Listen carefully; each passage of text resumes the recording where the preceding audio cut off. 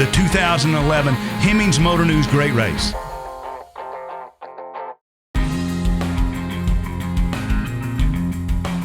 Competition and racing have been a vital part of human culture throughout history. From the earliest days of chariot racing in ancient Rome to the ultramodern technological marvels of today's Formula One race cars, man and machine have been partners in competition from the very beginning.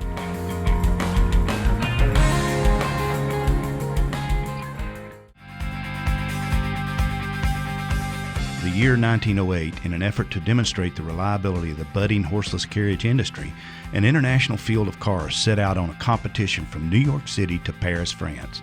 The grueling event would span 169 days and cover an incredible 20,000 miles. Anvil simple cars, primitive roads, and brutal weather conditions would cast the racers into motorsport's immortality, all the way to Paris.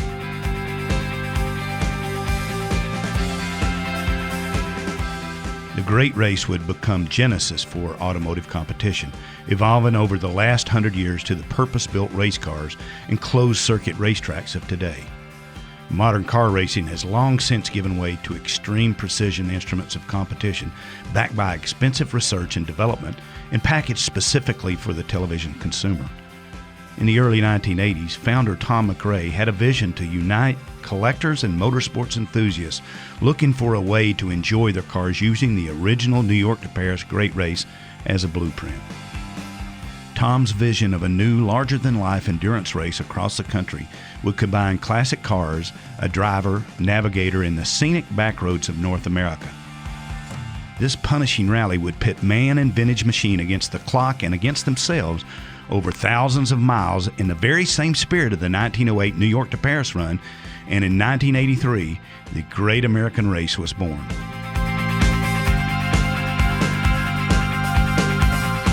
A field of nearly 60 classic cars descends on beautiful, historic Chattanooga, Tennessee in the days leading up to the race. Rules allow cars and trucks up to the 1969 model year, with competitors favoring the older cars not just because they're great cars, but because the scoring system favors the older cars. Racers search for the balance of reliability and comfort for the more modern entries and the favorable scoring adjustments that improve time scores during the race. The diverse field of 2011 great racers is a big part of the attraction. Elegant brass-era coaches competing alongside German sports cars from the 1960s provides a virtual dream matchup for most any car enthusiast. The competition is based on the precise driving and navigation of teams, with reliability being the ever-present and often unpredictable cloud hanging over the race. The race challenges driver, navigator, and machine to hundreds of miles of precise course instructions. Getting an old car into reliable shape is just the first step in preparing a car to race. Teams must also install extremely precise speedometers in order to be as competitive as possible. Once drivers and car are prepared to race, the monster reveals itself. The race's route. In traditional great race fashion, 2011 racers are faced with a challenging route spanning from the foothills of the Appalachians through the Shenandoah Valley and into the lush green mountains of Vermont. Next, after months of preparations, teams must pass a technical inspection to enter the race field, and it's back to school before the green flag flies.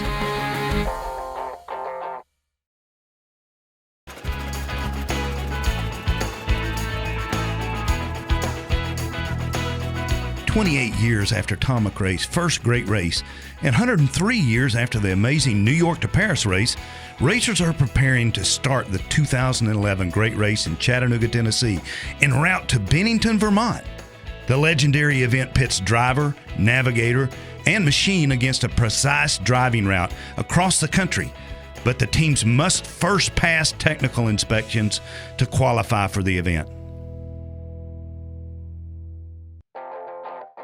Vehicle safety is a concern during this process, but the first priority is ensuring that each vehicle is street legal and safe. David McAllister inspects every component of the vehicles, making sure they are period correct. The scoring system uses correction factor favoring older cars. Regulations dictate that a 1932 Ford with a 53 model Ford flathead engine and a 3-speed transmission must be registered to race as a 1953 model.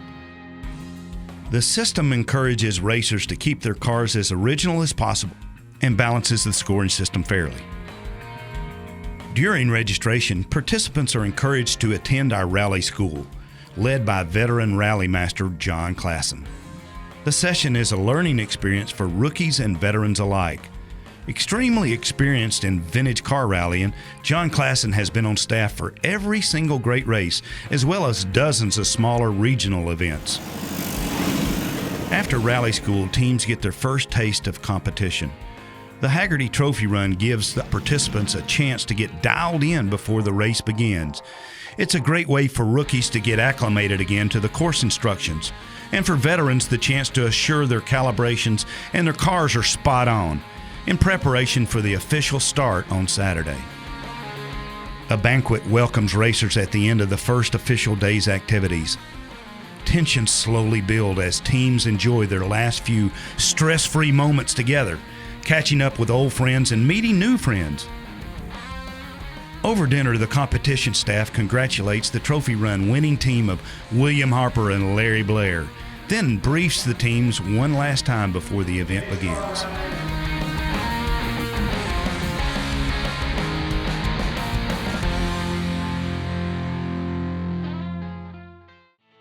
Going into an event of this nature, the previous champions are normally the favorites to win.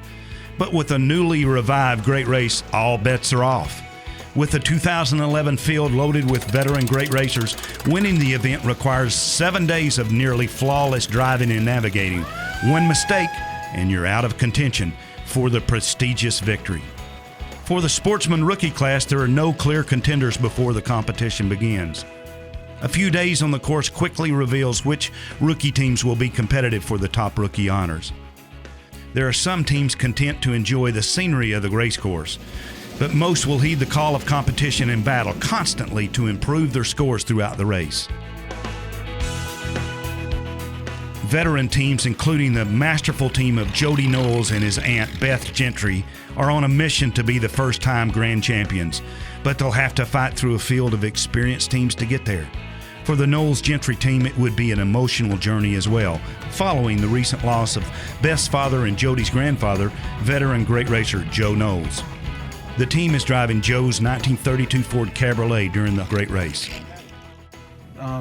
When Papa passed away, my little niece, she said something about not being able to go great racing anymore. And I said, not only are we still going to go great racing, we're going to go win it.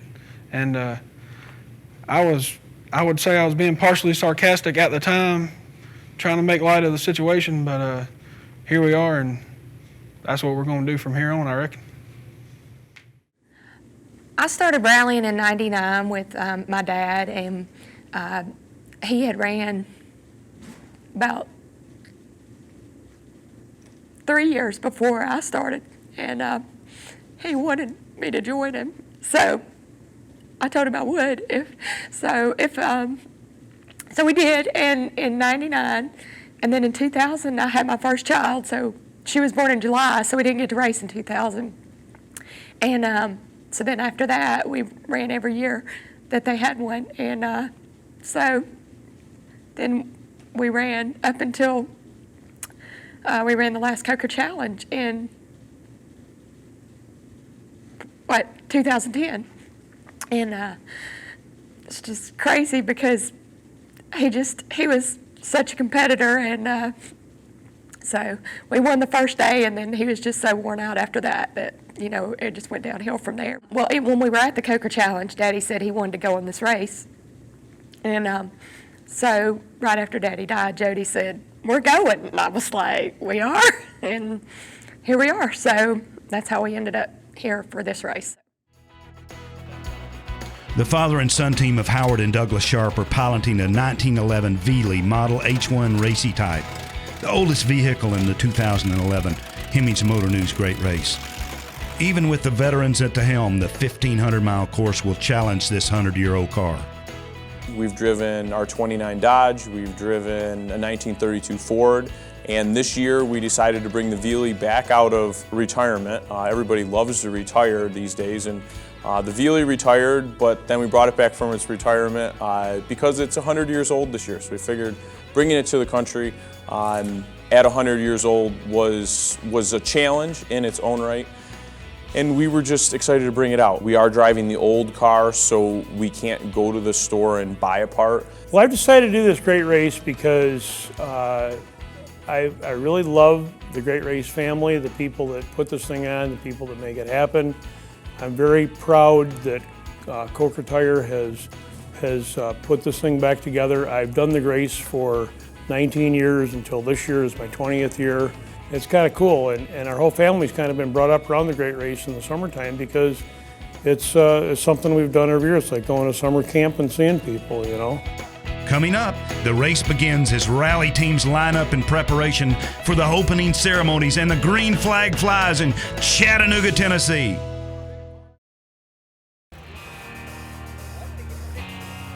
After months of anticipation, teams have put their cars through inspection and themselves through rally school in preparation for Saturday's opening ceremonies in Chattanooga, Tennessee. Bound for the back roads, racers settle in for a tough week of competition. Participants and their cars stage in front of Coker Tire Company's world headquarters in preparation for the event. The staging area, called the Parc Fermé, French for closed park, allows spectators to view the cars and enjoy front row seats for the opening ceremonies. This interactive paddock is a key attraction to our event and is featured every lunch and evening stop throughout the race. In keeping with Great Race's American and apple pie mantra, the family-friendly event opens every event stop with prayer and a national anthem.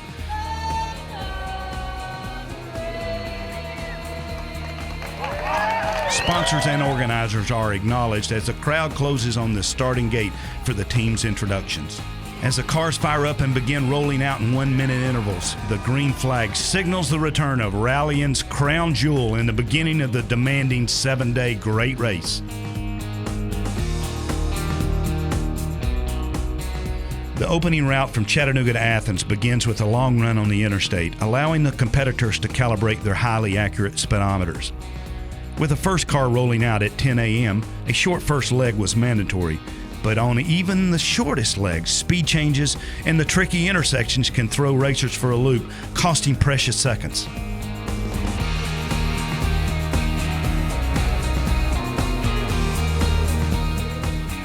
The rhythm of the Great Race sets in after lunch in Athens as teams restart en route to Maggie Valley, North Carolina, traversing the Appalachian Mountains via the Cherahela Skyway. The mountainous terrain challenges the older cars. Ironically, the only catastrophic failure never sees those mountain roads. Rodney Rucker and his wild 1950 Peterbilt fell out of competition with transmission problems in Athens, Tennessee. Other than the crowd favorite Peterbilt, every other team is greeted in the rain to the end of Stage 1 at the Wheels Through Time Museum in Maggie Valley, North Carolina.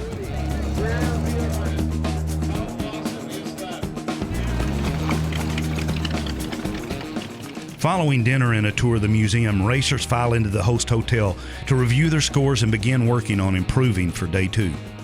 To help the rookie teams, the Great Race staff offers a mentor program, which allows rookies to ask questions and get opinions on strategy and vehicle setup from the veterans. As the sun sets, teams rush to repair and ready their vehicles for Stage 2, continuing through the Appalachian Mountains. After Stage 1 of the 2011 Hemmings Motor News Great Race, the results reflect the challenging stage through the mountains. Twisting roads and long distances between checkpoints make for a tough scoring day, but the veterans of the Expert and Grand Champions classes step aside for the overall leader coming from the Sportsman class. The team of Harold and Tim Rutledge in their 1929 Model A pickup show their experience and jump out to the top of the leaderboard at the end of Day 1. Next, the race heats up as teams head back into the Appalachian Mountains, crossing over into Virginia on Stage 2 of the Hemmings Motor News Great Race.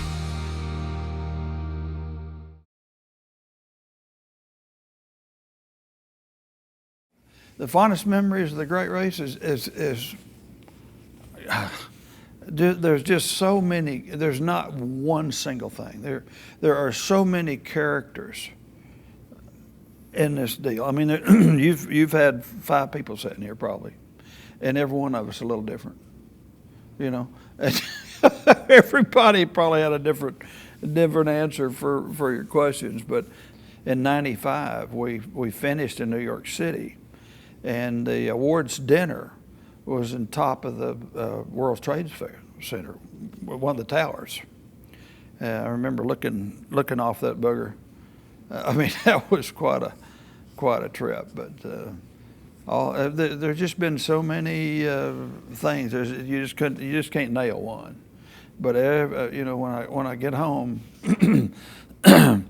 I'll still be waving at people. I'll still be talking to people. You know, and the race is over.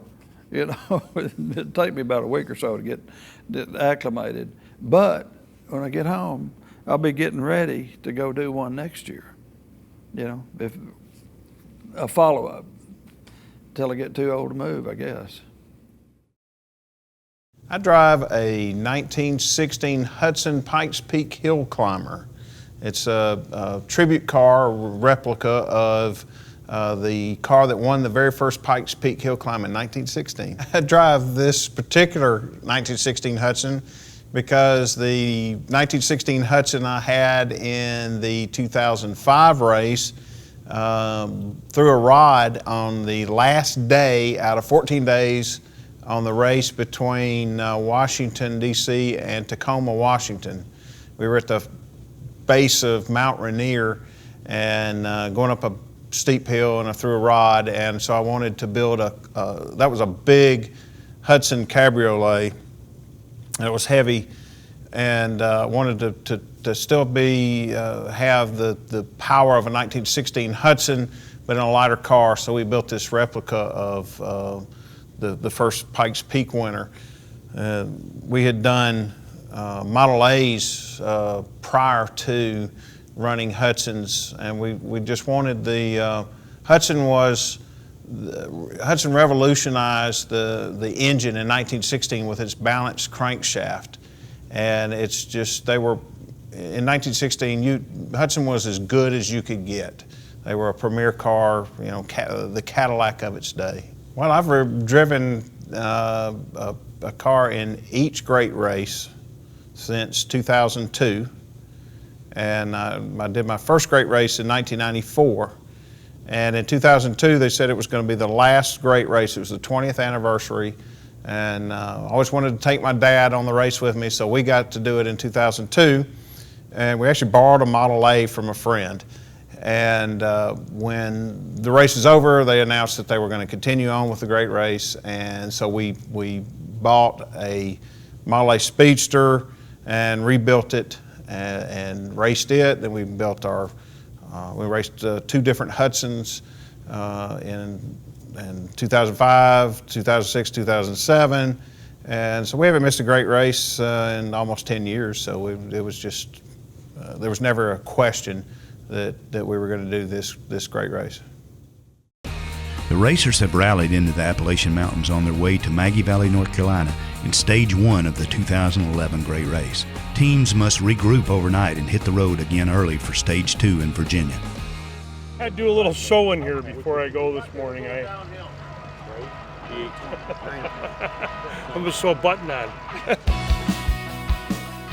As the racers depart from Asheville, the route will take them into the mountains immediately after a short speedo calibration run.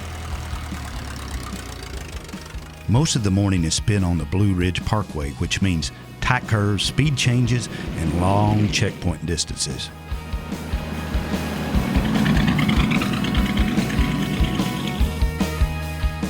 By now, the teams are starting to get a sense of rhythm of the event, learning as they go and making adjustments.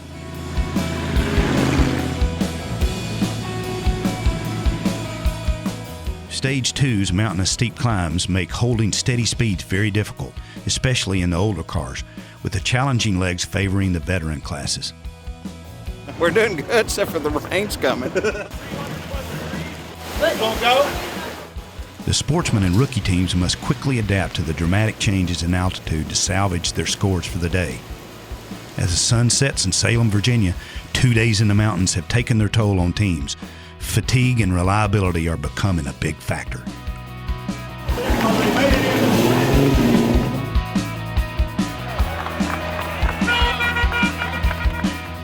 Stage 3 brings a welcome change in terrain as racers head into the beautiful rolling hills of the Shenandoah Valley. I found a lucky penny on the ground behind my car this morning. We're going to win today. The long stretches of mountain road change into short legs filled with complex intersection as the pressure then shifts from the drivers to the navigators.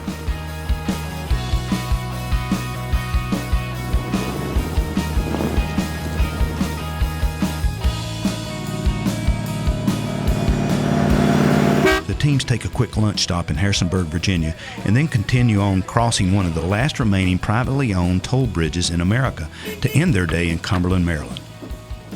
The crowds in Cumberland welcome the great racers and are excited about this competition and the great race. They enjoy the Parc Fermé, the racers enjoy their dinner, then they return to the host hotel for repairs and rest.